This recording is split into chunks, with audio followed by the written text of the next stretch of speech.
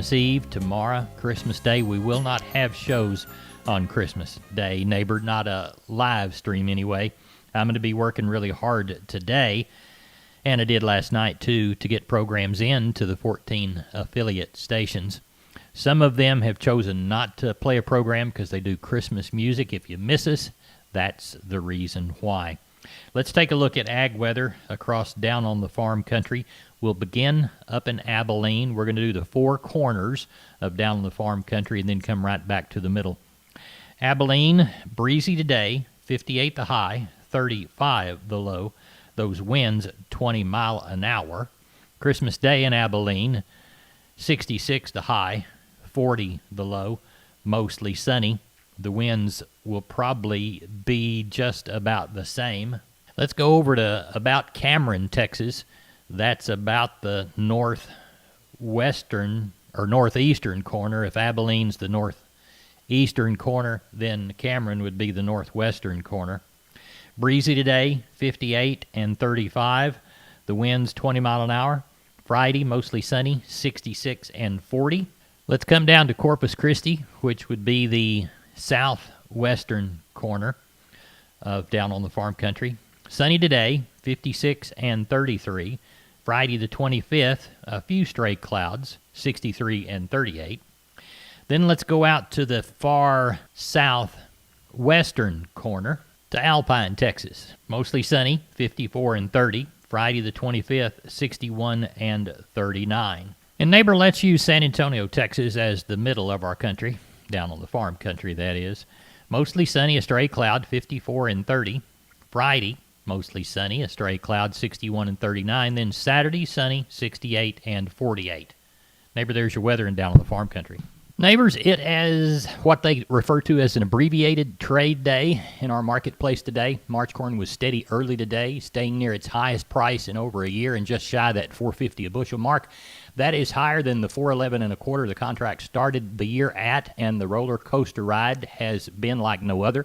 This year's global pandemic was particularly hard on corn prices early in 2020, and last week's ethanol production was still running 10% less than a year ago, a direct reflection of less driving activity and the sluggish economy. Now, the unexpected bullish thrust in corn prices since August has come from a combination of late-season dry weather and unexpected buying from the Chinese.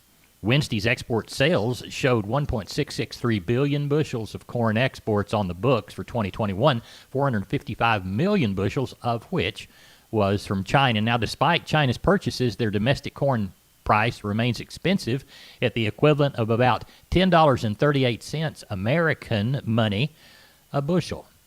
March beans have traded up 8 3/4 cents early, pushing spot prices to their highest level in over 6 years. As mentioned in the early word grains this morning that we did, there is nothing typical about 2020, and that includes the strong rally in the bean prices near Christmas. If we ignore the amount of soybean sales switched from unknown to China in Wednesday's export sales report, China's new purchases from last week only total 4.8 million bushels, and it would be easy to think after buying 1.16 billion bushels of U.S. beans, maybe China would be done. However, March soybeans on China's exchange were up 1.4% Thursday and continue to make new highs for 2020. The price clue suggests China needs to keep buying beans. The problem is U.S. doesn't have a lot of soybeans to offer, and Brazil is out until next harvest. Brazil's soybean crush saw beneficial rains over the central portion of the nation. Chances for moderate to modest rains in Argentina are seen over the next 7 days.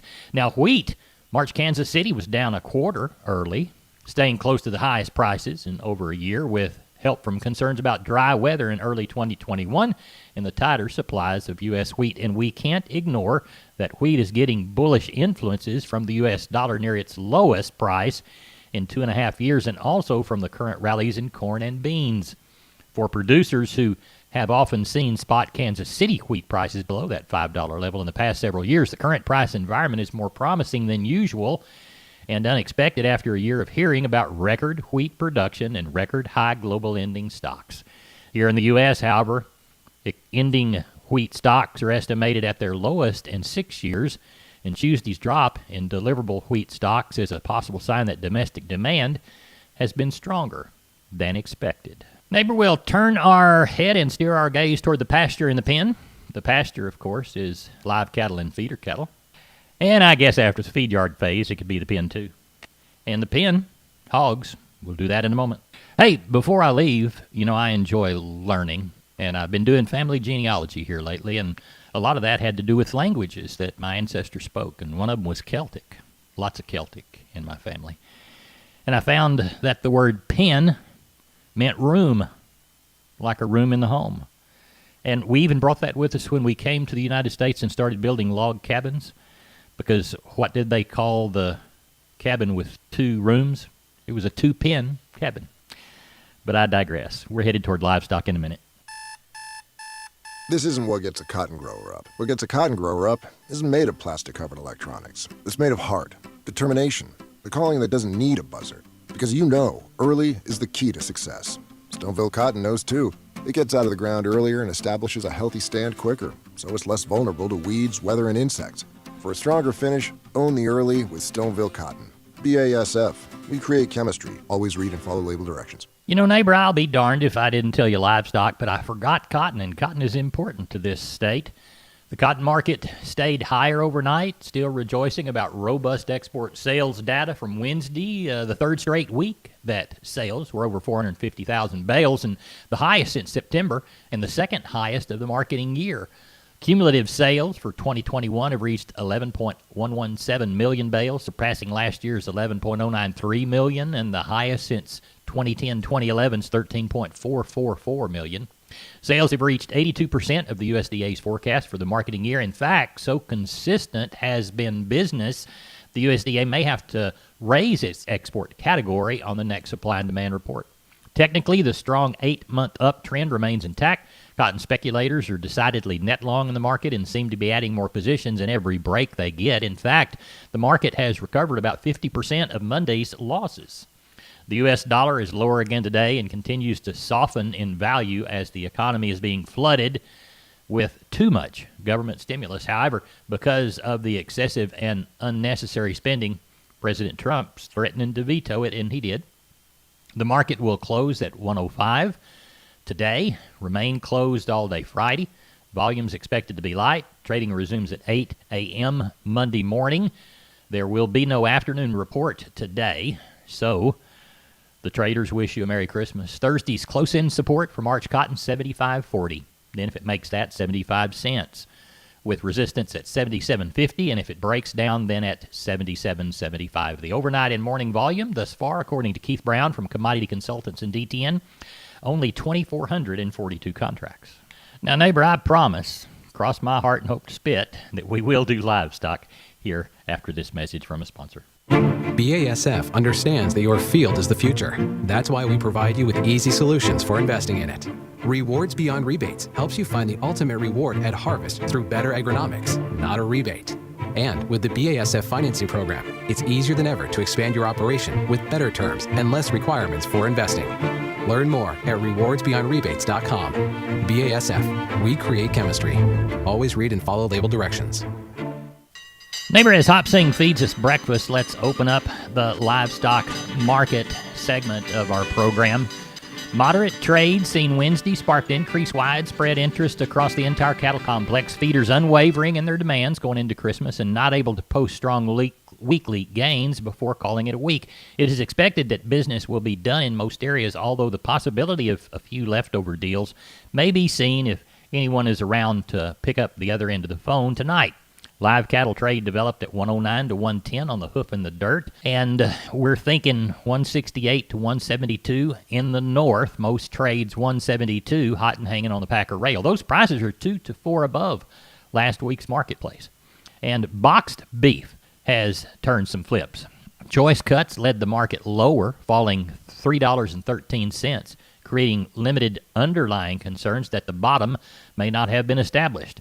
With USDA closed for the Christmas holiday, boxed beef reports were not released yesterday, leaving limited market direction as a few traders stuck around anyway. Live cattle futures expected to remain lightly traded today. Neighbor, let's take a look at Panhandle Grains. Looks like we're calling corn 485 to 492. We'll call Milo 527 to 533. And neighbor, as of the 23rd, the best the USDA can tell us for Gulf export elevators, Milo 647 to 667. These are by the bushel, I believe. Beans 1332 to 1333, and wheat 695 to 724. And neighbor, let's take a look at cotton right quick. We moved 2,271 bale of East Texas yesterday. West Texas moved 4,562. The prices went from a low of $71.39 up to a high of $71.46. Neighbor, let's take a look at the commodities of ag interest. Remember, we try to get them as close to this hour as we can get. March corn, 448 1/4 up 1. March beans up 4 3/4 at 1264 1/2. Looks like soybean meal, the March contract 416.90. It's down 210. March Kansas City hard red winter wheat's up 3/4 at 588 3/4. March number 2 cotton down 15, 75.98. February live cattle up a dime, 114.82. March feeder cattle up 20, 142.15. February lean hogs down 40, 67.45. The March U.S. dollar down 7 5/10 cents, 70.26. February West Texas Intermediate crude down 28 at 47.84. Neighbor, looks to me like that's all the time I'm going to take for this live stream edition of Down on the Farm, because I've got the balance of the afternoon and the evening to get programs into 14 stations so other people can have the day off. Until I get them done, Merry Christmas to you. Good day.